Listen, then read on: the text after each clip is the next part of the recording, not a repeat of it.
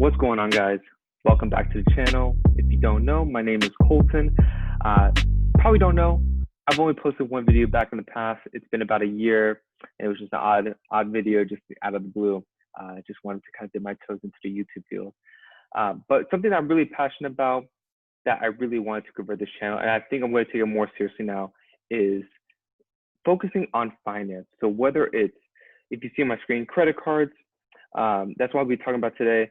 But I also like to talk about investing, personal finance, just helping you get from better spots from where you are today, hopefully from where you are today, tomorrow.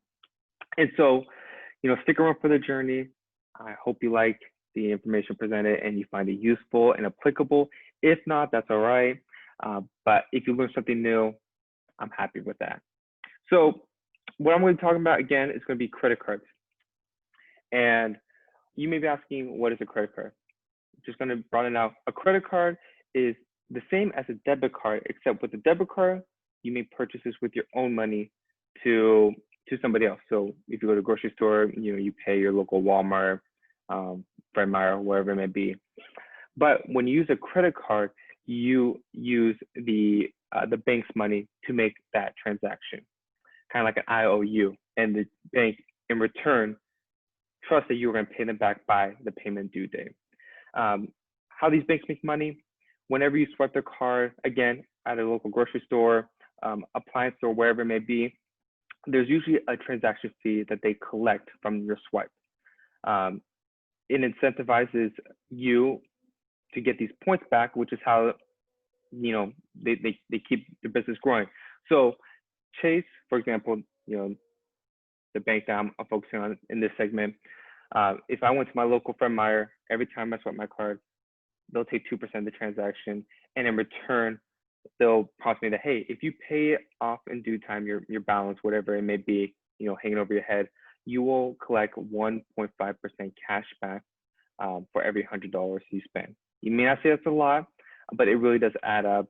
The one thing that you really don't want to get in trouble with credit cards, and a lot of people get into this, and that's why credit cards have this condescending feel, this ring to it when you mention it out in public, is that when you forget a payment, there's an extraordinary high interest cost that these banks will charge you. It could be anything from 13% all the way to 25, 28%. It all depends on your credit score and your relationship with the bank. So if you have to pay even a couple dollars of an overhanging balance that you have each month carried over, then what is the real incentive of getting 1.5% cash back? If you do the math, 1.5% versus 20, or the window 32% to 20% interest, that you got to pay back, it doesn't make sense. It's a numbers game. But if you can do it, if you have good habits and you have the will and drive to see it as a debit card, then there is no issue. So the two cards, or actually the three cards I really want to focus today, is the Freedom Unlimited, the Chase Sapphire Preferred, and then I have it in a separate tab here, the Chase Freedom. Don't get the names confused between the Chase Freedom and the Chase Freedom Unlimited. They sound very similar, but the structure of how you get cash back is way different. So not to sound like a broken record, but the Chase Freedom Unlimited, you get a 1.5% cash back on all of your purchases, no annual fee. Now with the Chase Freedom, nice thing about it is you get a 5% cash back, but it's in rotating categories. So every 3 months, there'll be a different category that you can use your card at, and you will get 5%, as the name implies, or as the bonus implies, you'll get 5% back in those categories. So if we look at the beginning of 2020, from January to March, Chase offered 5% back at gas stations, internet, cable, and phone services, select streaming services. April through June, they did grocery stores, fitness club and gym memberships, and again, streaming services. The weird thing about this fitness club and gym memberships, if you guys are watching this at the current time, we're still going through an illness that's a pandemic, and so most of the fitness clubs and gym memberships are closed, right? So what Chase has been doing is they actually offer the select streaming service again just kind of incentive to use, their card more. It benefits you, it benefits them. It's kind of a win-win, mutual relationship. And now in this current category from July to September, we are looking at Amazon.com and Whole Foods. If you guys don't know, Amazon owns Whole Foods. So whenever you see a category with Amazon, Whole Foods is going to go hand in hand. It just makes sense. So you can kind of see of it as a grocery store if you solely, shop at Whole Foods, or maybe use Amazon Fresh, the delivery service. And then it's not the same as the Freedom Unlimited where you can get it back on all your purchases. There is a cap. So for each category, the most you can spend to be eligible for the 5% cash back is going to be $1,500. That translates to 75% cash back. Again, assuming you don't have any hanging balance, you pay everything off in time, and you just collect the sweet rewards. And now going back to the Sapphire Preferred, this is something I want to talk about.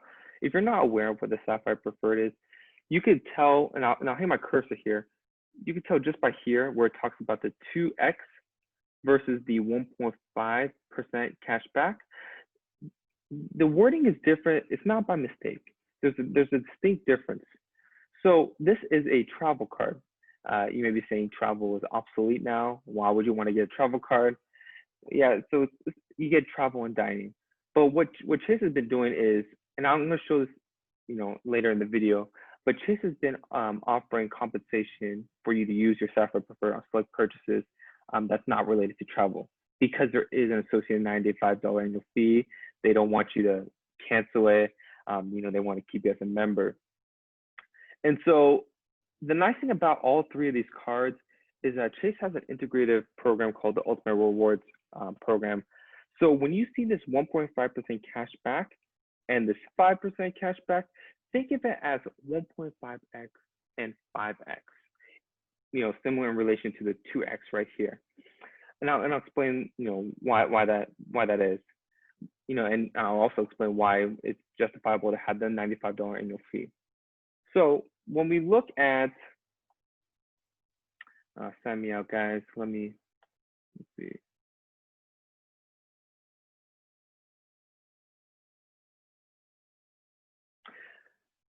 Well, actually, before I go to the Ultimate Rewards program, because I do have these three cards, so I'll also show you through the portal itself, is if you look at this, you look at other merchants, like Discover, Citibank, you may be saying, oh, why would I want this 1.5% cash back, when you get 2% cash back on the Citi Double Cash? Or why would I want 5% cash back when I get the, why would I want 5% cash back on Chase Freedom when I can get it on a more specific category that fits my spending on the Discover It? Especially when the Discover It, they actually, the nice thing about it is they introduced the 5% calendar at the beginning of the year. So beginning of 2020, they listed everything, January through March, April through June, July through September, October through December. So you know when to use that card and you can kind of plan accordingly. Versus the Chase Freedom, the thing that I don't like about them is you have to wait up until the coming, week of October to know what is going to be more specifically tailored in this last category. But, it's holiday oriented, October, November, December. Based off of past years, it's most likely always going to be Amazon.com again, Target, specifically department stores. They want to incentivize you in that regard. So I'll explain why, for example, the 2% cashback, my personal preference, if you're looking for something more point related, you would want the Chase Freedom Unlimited versus the standard 2% cashback. But if you're telling me, hey, Colton, 2% cashback, I just don't want to worry about these categories. I just want to be simplistic. I want to build my credit score up. I may be in the low 400s, but I still want some sort of incentive to be a good spender and to pay back, Citi in this example on time. Then don't worry about it. Get the 2% cash back. You're not gonna hurt my feelings. Do what's best for you. That's something that I really want to emphasize. Although I'm gonna be talking specifically about the Chase cards, you're gonna find so many different credit cards if you just Google them out, and everybody's gonna have a different opinion. Find what fits your wallet. Find what merchants give you the or not merchants, but find what banks give you the most high credit limit, which is how much you can spend, without going over, and you have to repay them back. There is no wrong answer.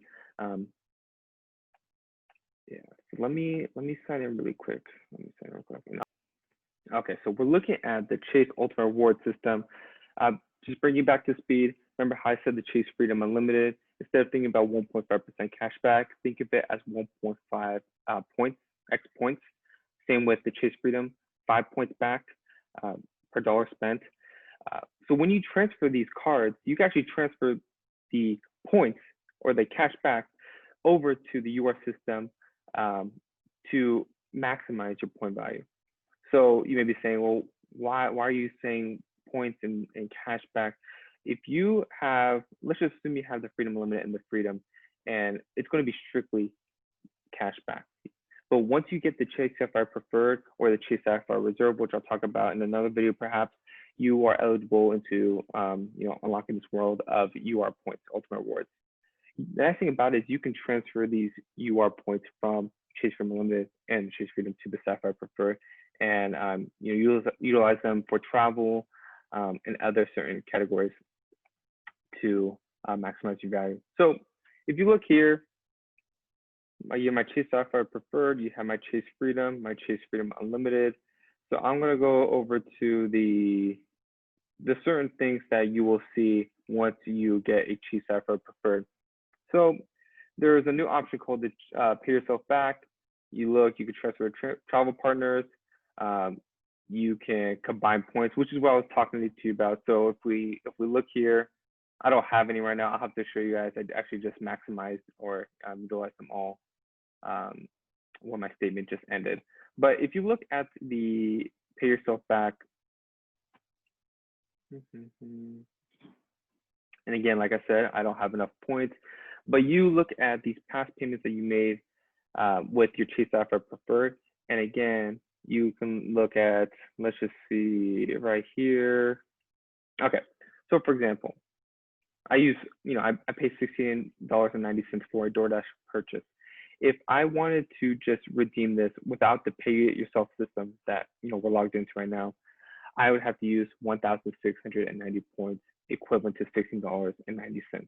Nice thing about the pay yourself back is you get 25% more value for your points. So actually you use 1,352 points instead of the 1,690.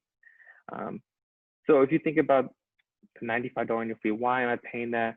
There are little things that Chase does to minimize the impact of the, oh my gosh, $95, it's going to make a big dent in my budget.